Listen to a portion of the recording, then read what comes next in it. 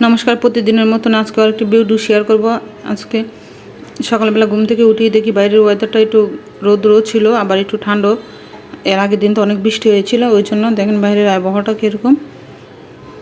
আর আবহাওয়ার কথা বলে তো কোনো লাভ নেই। আর আজকে সকালে নিরামিষ, যেহেতু কালকে একাদশী, এই জন্য আজকে নিরামিষ খাবো। আর সকালবেলা দই দিয়ে চিরা মুড়ি দিয়ে খেয়ে নিলাম।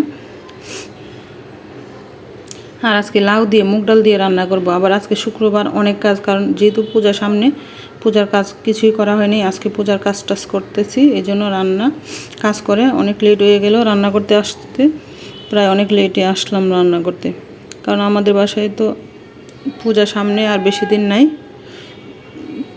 এই জন্য এতদিন মন মানসিকতাও ভালো ছিল না, তো এরকম কাজও করতে পারি নাই। তো আজকে যেহেতু শুক্রবার, আজকে অনেক কাজ টাজ করে নিলাম, গটর জোর দিয়ে নিলাম, সোফা টোপা সব কিছু মুছে পরিষ্কার করে নিলাম।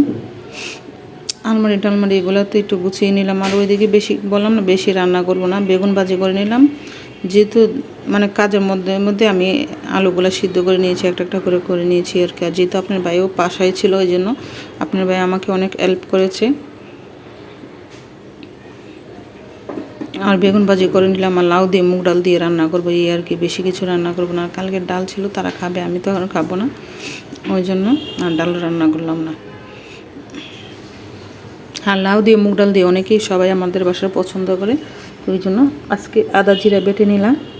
আর জিরা ফোড়ন দিয়ে দিলাম, কাঁচামরিচ, শুকনো লঙ্কা, কাঁচামরিচ, তেজপাতা এগুলো দিয়ে দিলাম, দিয়ে ভালো করে কষিয়ে নিলাম। নিয়ে তারপরে মুগ ডাল দিয়ে লাউটা ভালো করে কষিয়ে নিয়েছি আগেই। এখন মশলাটা কষানো হয়ে গেলে তারপরে এই দেখেন, আমি ওইদিকে মুগ ডাল আর লাউ আগেই কষিয়ে নিয়েছিলাম, এখন সম্বাসে দিয়ে দিলাম। আর এরকম মুগ ডাল দিয়ে লাউ খেতে কিন্তু অনেক ভালোই লাগে। বললাম না, আজকে বেশি কিছু আর রান্না করবো না। এই দেখেন, আলু ভাজি করেছি, বেগুন ভাজি, আস্তে আস্তে বেগুন ভাজি করে নিলাম, আর লাউ মুগ ডাল অনেক ভালোই লাগলো।